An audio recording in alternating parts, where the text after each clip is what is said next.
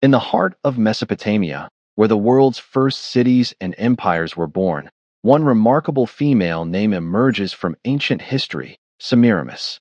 Semiramis was not merely a legend, as later myths portrayed her. She was inspired by a real historical figure known as Shemuramat, an Assyrian queen who lived in the 9th century BCE. Shemuramat was the wife of the Assyrian king Shamshid-ad-V. After his death, she ruled as regent for her young son, Adad-nirari III. Assyrian inscriptions suggest that she played an active role in governing the empire, overseeing military campaigns and maintaining political stability during a critical period. In a world dominated by male rulers, Semiramis stood out as one of the earliest known women to hold real power over a great empire. Over time, her historical achievements were transformed into legend. Greek historians later associated her with Babylon, monumental architecture, and even the Hanging Gardens. Yet historical evidence confirms that her origins were Assyrian, and her true greatness came from leadership, not myth.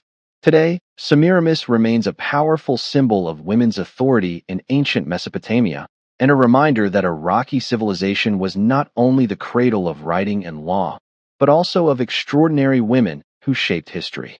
When history speaks of power, it speaks of armies. When it speaks of women in rule, it speaks of exceptions. But Semiramis was an exception to both. In the 9th century BCE, at the heart of the Assyrian Empire, a woman rose to power, not by the sword first, but by the mind. Semiramis did not ascend the throne in a time of stability, but in a moment of doubt.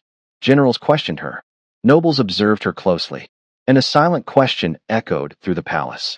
Can a woman rule an empire that shows no mercy to weakness? History tells us that new rulers often turn to war, to establish legitimacy. A quick campaign, a loud victory, fear to enforce obedience. But Semiramis saw what others did not.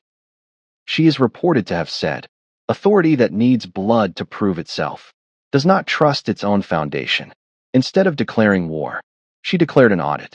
She recounted the army, reviewed taxation, and registered lands hidden by nobles from the state. It was a silent decision, but more dangerous than swords. Because when numbers are examined, truth surfaces. The generals objected. They demanded a military campaign. They claimed the army needed victory, and the people needed a symbol of strength. But Semiramis understood something many rulers never do. A state that constantly needs to display strength is already unstable within. She built roads instead of armies, fortified cities instead of expanding borders, invested in irrigation and agriculture instead of conquest. Years later, when real danger arrived, the state was not exhausted, the treasury was not empty, and the people were not divided. The army won, not because it fought more, but because it belonged to a unified system. Semiramis did not abolish war. She postponed it until it was no longer needed to justify power. And here lies her true lesson. A wise leader does not ask, "How do I appear strong today?" but rather, "How do I build a system that survives tomorrow?" Historians may disagree about Semiramis. Some turned her into a legend. Others exaggerated her story. But they agree on one thing. She understood power as the art of governance, not the performance of force. Power managed by reason endures. Power imposed by fear does not. If you enjoyed the story, don't forget to like and subscribe.